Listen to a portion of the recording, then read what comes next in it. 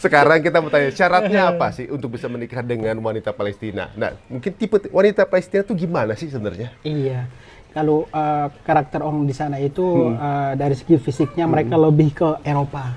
Jadi tinggi, terus putih, mata biru, rambut pirang, itu masya Allah lah.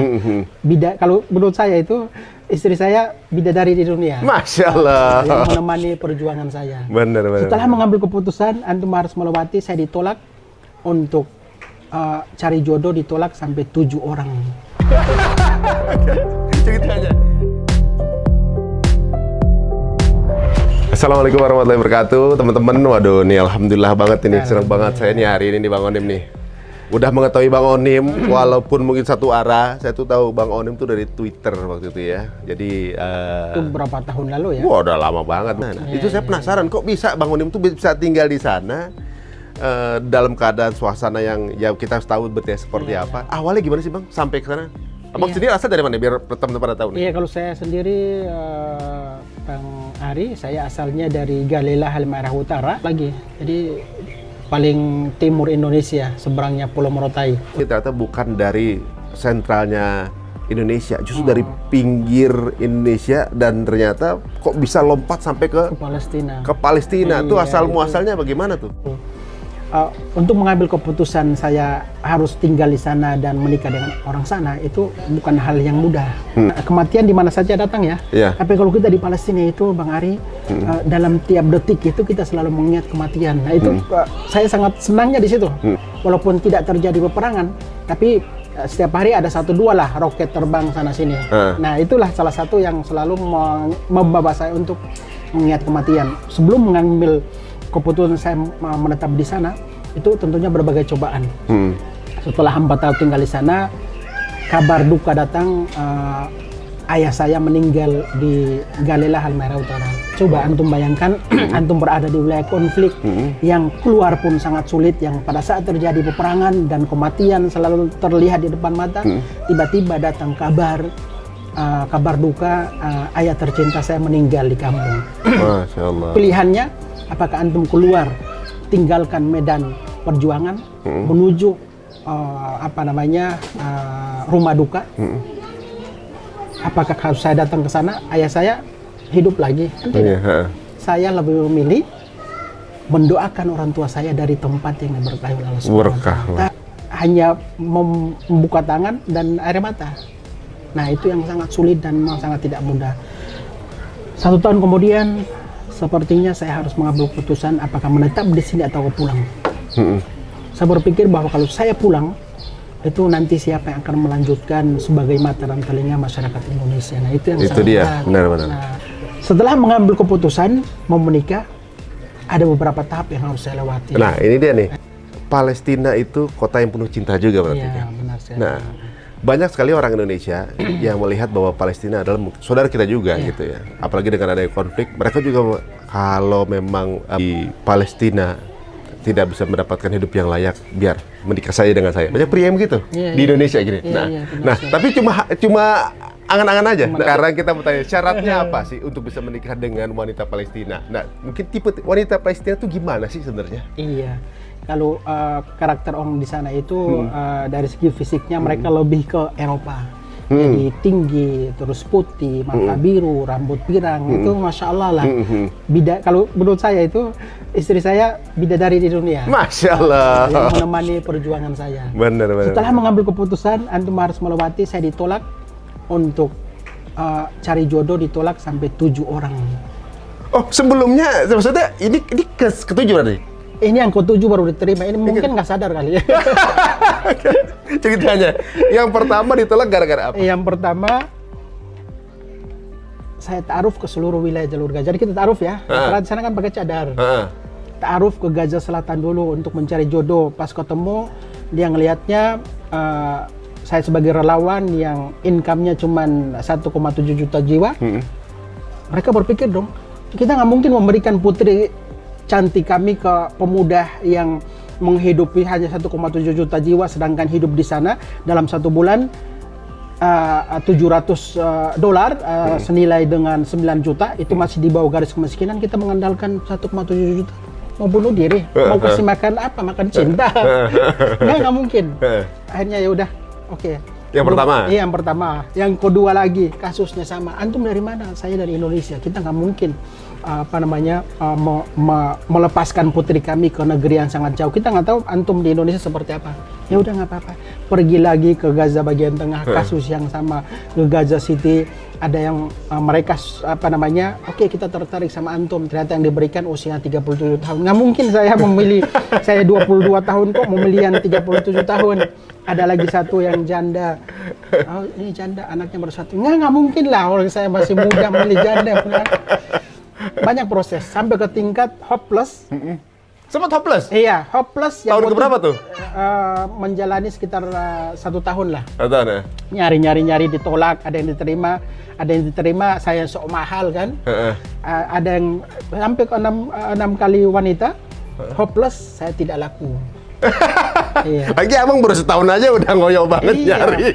Saya harus punya istri pokoknya di sini. Saya kan mikirnya harus mempercepat mencari jodoh yang memperbanyak keturunan lah. Benar. Biar nggak ada fitnah juga gitu ya. Seperti itu.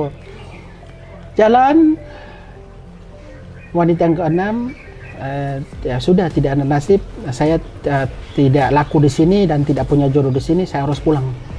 Oh gitu, awalnya gitu? Sudah siap-siap waktu itu. Itu di tahun pertama padahal? Iya, di tahun pertama. Sudah siap-siap. Sepertinya jodoh saya bukan di sini, saya harus pulang. Udah siap-siap, tas udah siap. Maghribnya saya di calling. Gimana? Mau lanjut? Siapa yang calling itu? Teman saya di sana. Oh, yang nyariin juga? Yang nyariin.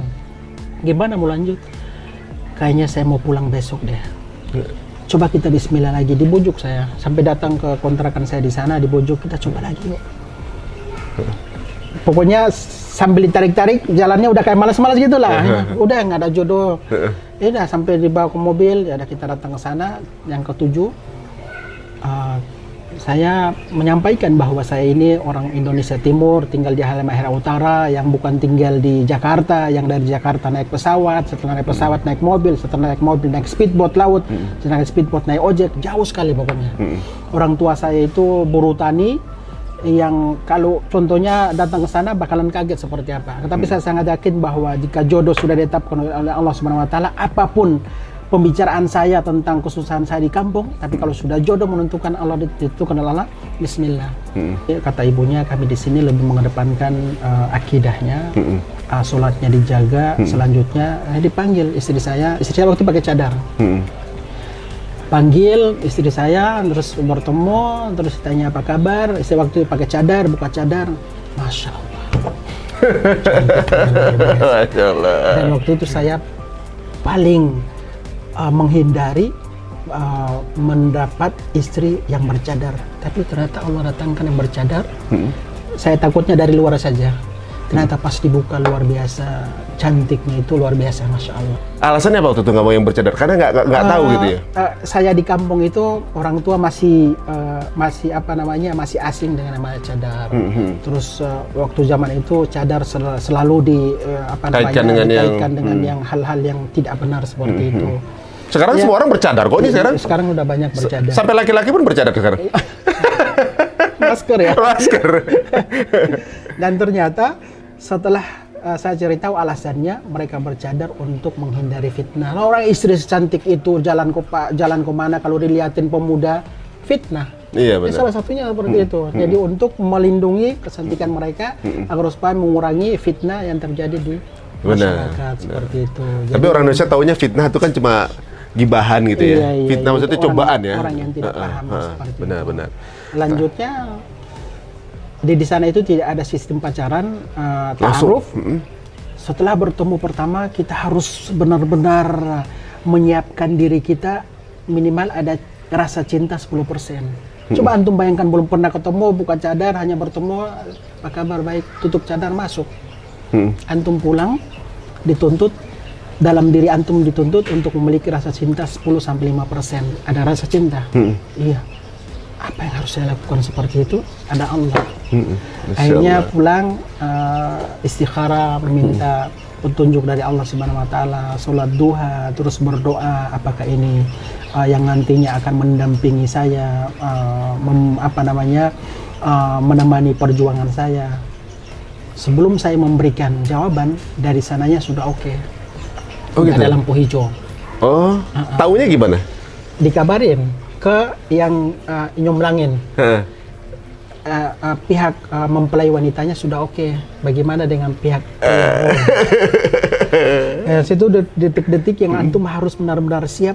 Bismillah, dengan situasi yang income-nya 1,7 juta jiwa, yang tinggalnya ngontrak dan sebagai relawan. Allah sudah punya rencana. Allah yang menghadirkan istri saya, Allah menghadirkan rezeki, dan setelah menikah, masya Allah, semua rezeki kita hidup dari nol. Nah, itu dia nih. Ini berjuang dari awal bersama gitu ya. Awal bersama. Nah, kalau di sana sebenarnya wanita di sana itu hidupnya sehari-hari itu seperti apa sih?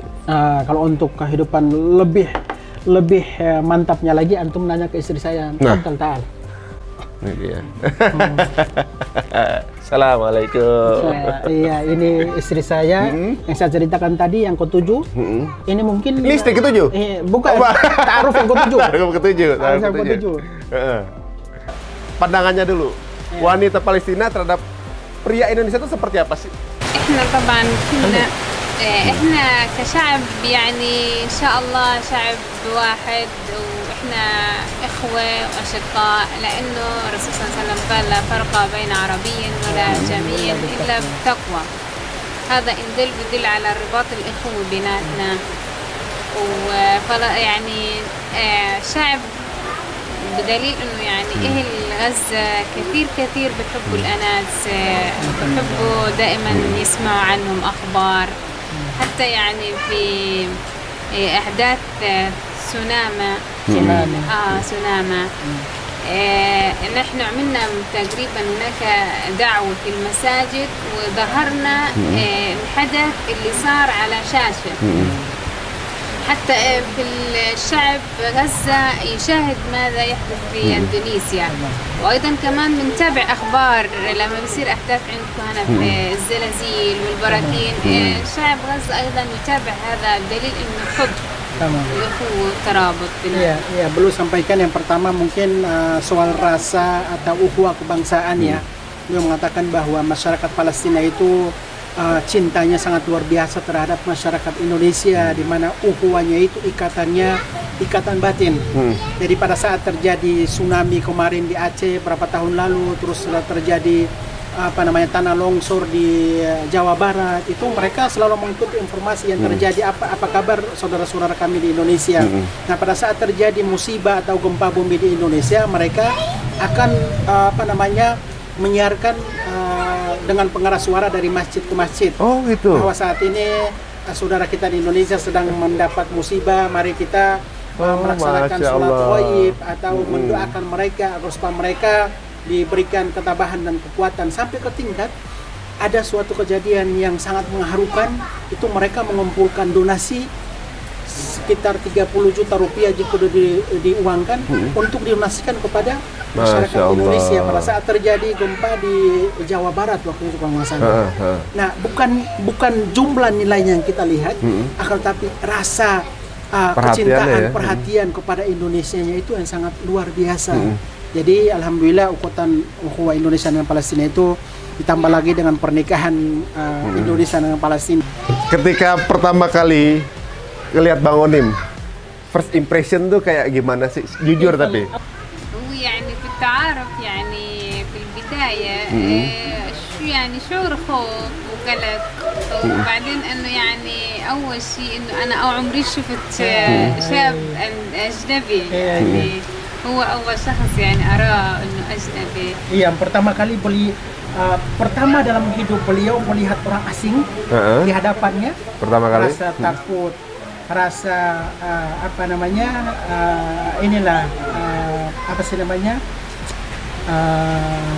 gugup apa? Ya, gugup. Ada canggung, rasa canggung. Pokoknya semuanya lah. Ya, yang namanya pertama kali melihat orang asing seperti apa sih? Yang biasa mereka kan tidak, di sana kan jarak antara ikhwan dan akhwat terjaga. Iya. Begitu orang asing di depan setengah meter dari antum harus memilih bahwa ini jodoh saya.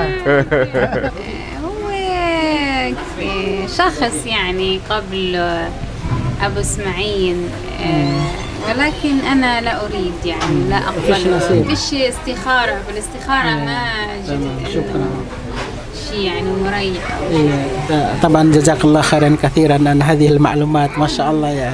Terima kasih atas informasi dari saudari kita namanya Bunda Raja. Iya. Nama aslinya Raja? Iya, nama ibunya Raja, namanya Raja. Nah, dan kata beliau sebelum saya datang untuk ta'aruf itu ada beberapa pemuda yang ta'aruf sama beliau tapi nggak ada ketertarikan. Nggak ada ketertarikan, ternyata jodohnya saya. Masya Allah. Masya Allah. Jadi alhamdulillah mungkin beliau pun bertahun-tahun menanti jodohnya, ternyata jodohnya dari Indonesia yang tadinya dijebloskan ke dalam penjara kan? Yang tadinya melihat kematian di kapal Mafi Marmara, ternyata jodohnya di situ. Jadi Masya Allah. Allah nih ibaratnya memberikan cobaan kepada Bang Onim, kemudian memberikan hadiah setelahnya. Bonus. Masya Allah. Bonus sebagai orang istri yang soleha. Anak-anak yang tadi yang lucu-lucu, Masya Allah. Panggil dong anak-anak, panggil dong anak-anak. Filin sini. Sini ya Filin.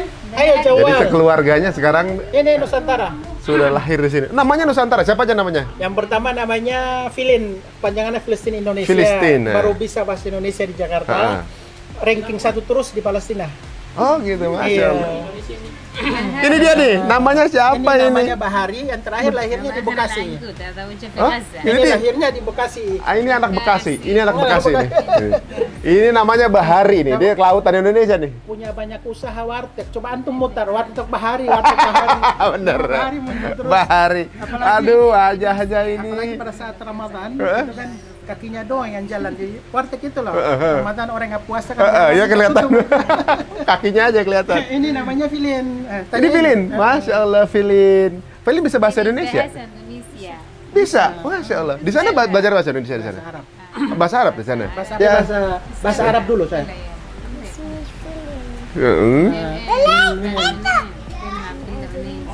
Min Indonesia, namanya Filin dari Indonesia. Aina tadrus? Tadrus di Gaza, ya belajar di sekolah di Gaza. Oh gitu. Ranking 1 terus ya?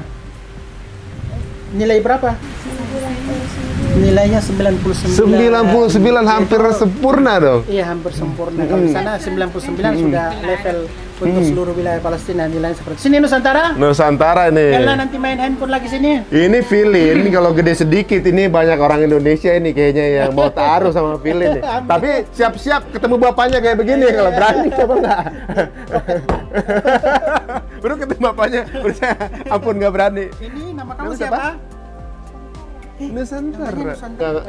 Mereka nggak menetap di sini ya?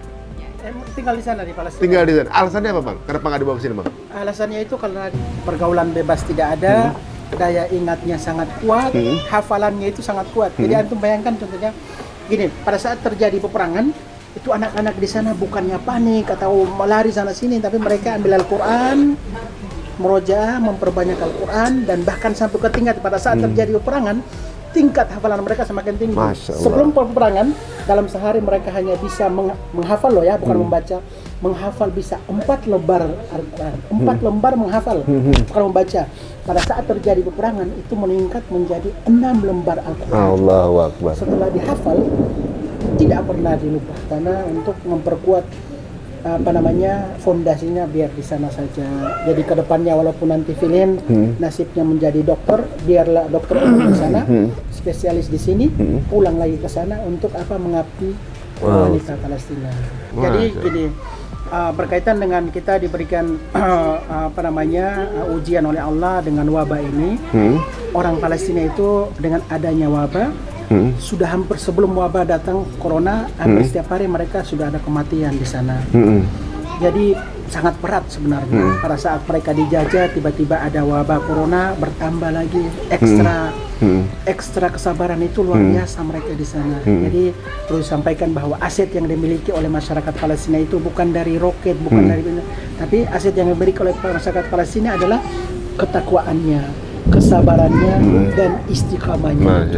Coba antum lihat, mereka tidak pernah meminta untuk mengungsi dari Palestina, karena mereka memahami bahwa kami berada di tanah Palestina yang diberkahi, kami punya kewajiban yang mana menjaga tanah Palestina kewajiban kami, yang kewajiban ini akan ditanya oleh Allah Subhanahu wa taala di akhirat kelak nanti. Nah, kita di Indonesia pasti banyak yang ingin menitipkan mungkin sumbangannya atau juga mungkin ya hadiahnya lah buat saudaranya yang ada di sana, untuk adik-adiknya yang ada di sana. Itu caranya bagaimana, Bang? Iya, dan alhamdulillah kita rutin sekali ya, saya mendirikan lembaga filantropi namanya Nusantara Palestina Center, pusatnya di Jakarta.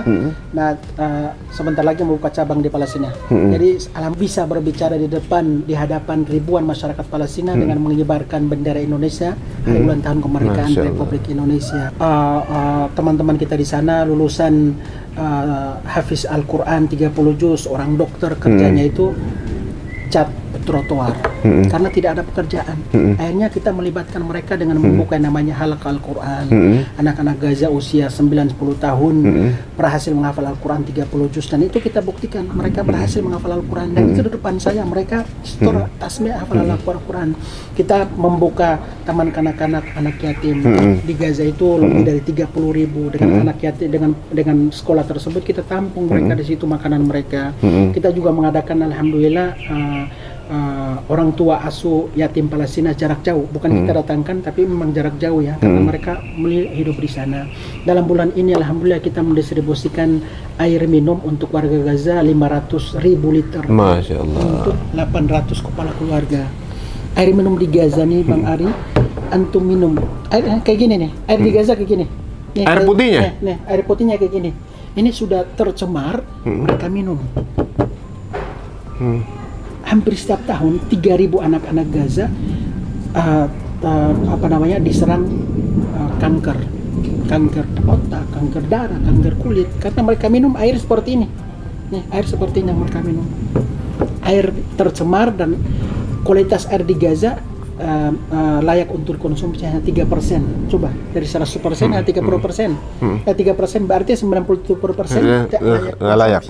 Nah, kita mengadakan air minum. Nah, kedepannya kita ingin membuka pabrik air minum. Tahu nggak harga membuka pabrik air minum itu mengeluarkan dana berapa? 2M, nggak ada apa-apanya. Bisa 2 miliar sudah bangun pabrik, sudah membeli satu motor dan setiap hari distribusikan untuk 500 kepala keluarga. Masya Allah. Dan kedepannya kita rencana membangun pabrik air minum.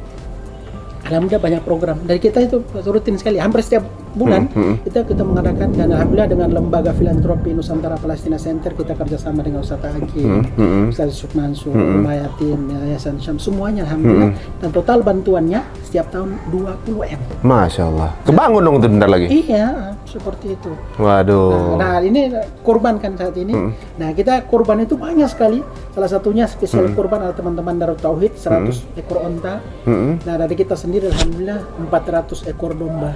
Masya Allah. Jadi anak-anak yang ada di Gaza di sana itu dalam 6 bulan bahkan sampai 1 tahun belum tentu makan daging. Untuk yang ingin mengetahui lebih lanjut bagaimana pergerakan Bang Onim dalam membantu saudara kita yang ada di Palestina, bisa visit ke YouTube-nya Bang Onim, gitu. Bisa di kolom komen atau bisa DM beliau juga yang mau tanya lebih lanjut. Keterangan jelas di sana Bang ya? Iya, semuanya di sana. Semuanya di sana. YouTube saya itu semuanya kegiatan kemanusiaan, semuanya berbau kemanusiaan. Benar. Waduh, memang seperti Bang Onim dilahirkan, beruntung sekali orang tuanya bahwa dilahirkan menjadi seseorang yang memiliki misi, gitu ya, orang yang memiliki tujuan, misi, dan luar biasa. Ini akan menjadi pelajaran untuk orang tuanya juga nih.